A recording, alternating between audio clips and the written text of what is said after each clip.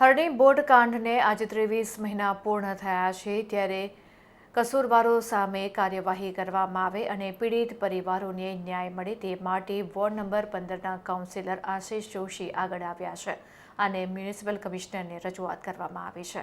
Sunrise school દ્વારા પાલિકા હસ્તકના ગ્રાઉન્ડના ઉપયોગ પર પ્રશ્ન ઉઠાવવામાં આવ્યો હતો, ત્યારે મ્યુનિસિપલ કમિશનર અરુણ મહેશ બાબુએ પીડિત પરિવારોને સહાયનું આશ્વાસન આપ્યું હતું અને દર અઠવાડિયે 2 દિવસ પીડિત પરિવારને મળવાની ખાતરી આપવામાં આવી હતી અને સમસ્યાનો ઉકેલ ન આવે તો આંદોલનની ચીમકી પીડિત પરિવારો દ્વારા આપવામાં આવી હતી.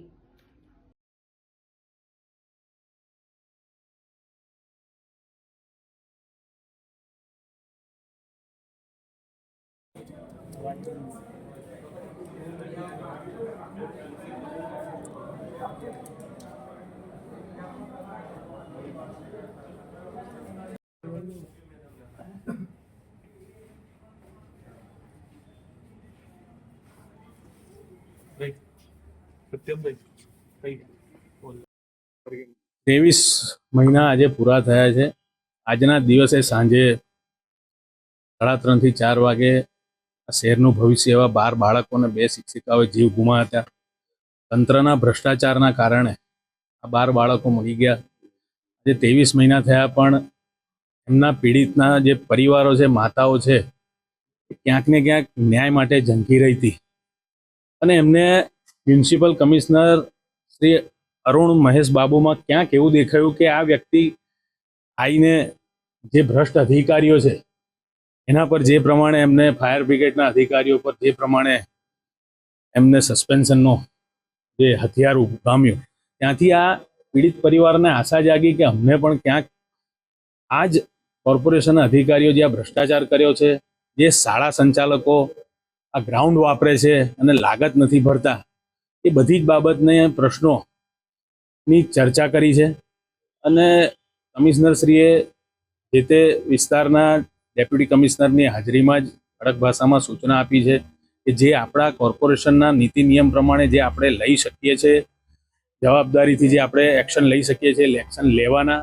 અને દર અઠવાડિયે પીડિત પરિવાર અને આશીષભાઈ સાથે બેઠક કરીને એનું કોમ્યુનિકેશન જે ગેપ હોય દૂર કરો ને એમની જે માંગણી જ્યાં સુધી સાચી માંગણીઓ જે પૂરી થાય એ રીતનો એક અભિગમ અપનાવો. કારણ કે આજે માતાઓએ એવું કહી દીધું છે કે આજે 23 મહિના પૂરા થયા, વર્ષ આવતા મહિને 2 વર્ષ પૂર્ણ થશે. તમે કહેતા હો તો અમે અહીંયા જ આજથી જ અહીંયા ભૂખ હડતાલ પર બેસી જઈએ. ઘણા તો એવા પણ છે કે નિરાશ થઈને એવું કહે છે કે અમે અંદર તળાવમાં જ ભૂસકો મારી દઈએ એટલે આ વિષય જ પૂરો થઈ જાય. આ બધી રીતે એમની માનસિક સ્થિતિ ખૂબ ખરાબ થઈ છે અને આ તમામ બાબતથી મેં કમિશનરશ્રીને અવગત કર્યા છે કે છેલ્લા 2 વર્ષમાં પહેલા 8-9 મહિના તો આ લોકો ન્યાય માટે ભટક્યા, કામ ધંધો છોડીને ભટક્યા. ગરીબ હોવાના કારણે કોઈ એમને સારી રીતે જવાબ નથી આપતું. મુખ્યમંત્રી સુધી રજૂઆત થઈ, એમને વળતરમાં પણ ઇન્સ્ટોલમેન્ટ કરવામાં આવી. એટલે આ બધી બાબતો કમિશનરશ્રીનું જે ધ્યાન દોર્યું છે ત્યારે એમને પણ સાચી વાત હવે ખબર પડી કે કઈ બાબતે એમની જોડે અન્યાય થયો છે અને પ્રોટોકોલ પ્રમાણે એમને પણ અગાઉ રજૂઆત કરી જ છે. માન્ય મુખ્યમંત્રીશ્રીના ત્યાં જ્યારે ગયા ત્યારે માન્ય કમિશનરશ્રી નવા જ હતા, એ તમામ બાબતોથી હરણી લેક ઝોનમાં શું થયું છે ભ્રષ્ટાચાર એનાથી અજાણ હતા.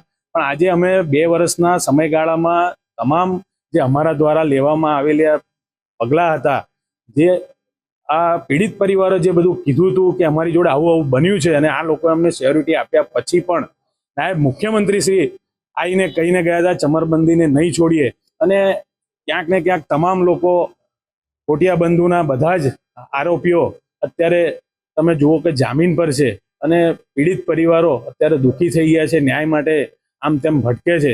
ત્યારે એમને શાળા સંચાલકો વિરુદ્ધમાં જે આજે રજૂઆત કરવાની હતી એ કરી છે અને આજે કમિશનરશ્રી એમને બાંહેધરી આપી છે કે અમે આ 1 મહિનાની અંદર જે પણ કંઈ એક્શન લેવાના છે અમે તરત લઈશું. કલાકની જહેમત બાદ માનનીય આદરણીય આપણા કમિશનર સાહેબે અમને મળવાનો સમય આપ્યો અને ખૂબ જ શાંતિથી સાંભળ્યા છે. તમામ પીડિત વાલીઓને પીડાઓ સાંભળી છે. એમણે તમામ લાગતા વળગતા પ્રશ્નો લખ્યા છે. ઘણી હકીકતો એમને ખબર નહોતી અને મને 100% લાગ્યું કે સાહેબને કોઈ ગેરમાર્ગે દોરવાનો કોઈ રાજકીય પ્રયાસ કરવામાં આવ્યો હોય. સાહેબે તમામ ઝીણા ઝીણા પોઈન્ટ સત્ય હકીકતો જાણી છે અને પૂર્ણ ખાતરી આપી છે કે સેવા સદન તરીકે એમનાથી જે બનશે એ તમામ ન્યાય અપાવવા માટે મદદ સાહેબ કરવાના છે. જી એમને આવેદન તો આપ્યું છે કે કેવી રીતે પ્રોસેસ કરવામાં આવશે તેની જ રાહ અમે જોઈ રહ્યા છે.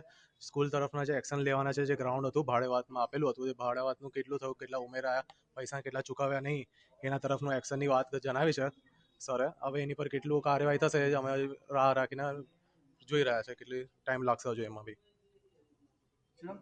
જીગર સુરતી, મારા મધર હતા છાયાબેન સુરતી.